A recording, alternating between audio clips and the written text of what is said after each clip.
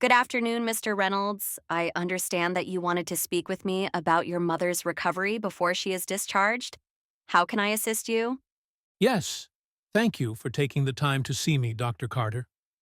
My mother has been in the hospital for 3 weeks now, and while I'm relieved that she's getting better, I'm also quite concerned about how she'll manage once she's back home. I just want to make sure I'm doing everything I can to help her recover properly. That's completely understandable, and I really appreciate that you're being proactive about her recovery. Since she has experienced reduced mobility due to her illness, it will be important to take gradual steps to regain her strength and prevent further issues, such as falls. What are your main concerns regarding her transition back home? My biggest concern is her leg strength.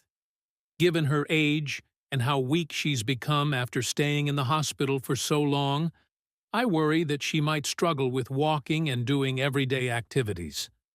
I really want to know what I can do to help her regain some of her strength, so she won't be at risk of falling. That's a valid concern, and I completely agree that focusing on strengthening her legs will be key to improving her mobility and preventing falls. There are a few simple exercises that can really make a difference if she does them regularly. One of the best exercises for her is the sit to stand movement.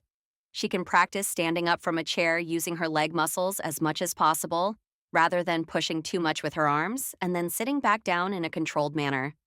This movement mimics a motion she will use multiple times a day, so strengthening those muscles will make everyday tasks easier for her. That sounds like something she could do, especially since she'll already be getting up from a chair throughout the day. Are there any other exercises you'd recommend for her? Yes, definitely. There are several gentle exercises that can help improve both her strength and balance. For instance, she can try heel raises, which involve standing up and slowly lifting her heels off the ground before lowering them back down. This will help strengthen the muscles in her lower legs and ankles, which are essential for stability. Another good exercise is hip abduction, where she sits and gently moves one leg out to the side and then brings it back in. This helps strengthen the muscles on the sides of her hips. If she feels up to it, stepping up onto a low step and then back down again can also be a great way to gradually rebuild her leg strength. These sound like practical exercises that wouldn't be too overwhelming for her, which is great. I'll definitely encourage her to try them. However, I'm still a bit worried about keeping her active in general.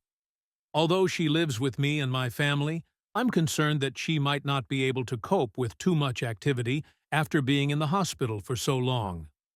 I don't want her to feel discouraged or overwhelmed.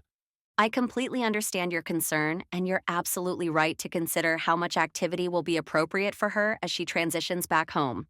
The key is to start with small, manageable movements and gradually build up from there. Beyond structured exercises, encouraging her to move around throughout the day is just as important.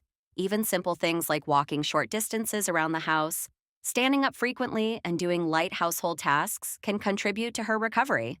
If she's interested in group activities, something like aqua aerobics or gentle swimming could be beneficial since the water reduces strain on the joints while still allowing for effective movement. Tai Chi or even simple guided exercises from a chair could also help her maintain flexibility and balance. That's really helpful. I'll look into some of these activities and see which ones might interest her. I think she'll be more willing to try something if it feels manageable and enjoyable rather than just another task she has to do. Also, is there any special equipment she should be using or any particular type of footwear that would help her? That's a great question. Proper footwear is extremely important, especially for someone at risk of falls. She should be wearing shoes that have a good grip on the soles, provide adequate support, and fit securely on her feet. Avoid anything too loose or with a high heel, as those can increase her risk of slipping. If she has been using hospital slippers, I'd recommend bringing in a pair of comfortable, sturdy walking shoes before she is discharged so that she can get used to them while still here. In terms of equipment, that depends on how steady she feels when walking. If she feels unsteady, a walker or cane might provide extra support, but we would need to assess her mobility before deciding if that's necessary. That makes sense. I'll make sure to bring in a pair of good walking shoes for her before she leaves the hospital. And I'll follow all of your recommendations when she gets home. I really appreciate all of this guidance, It's reassuring to know exactly what I can do to help her. You're very welcome, Mr. Reynolds. It's wonderful to see how committed you are to supporting your mother's recovery.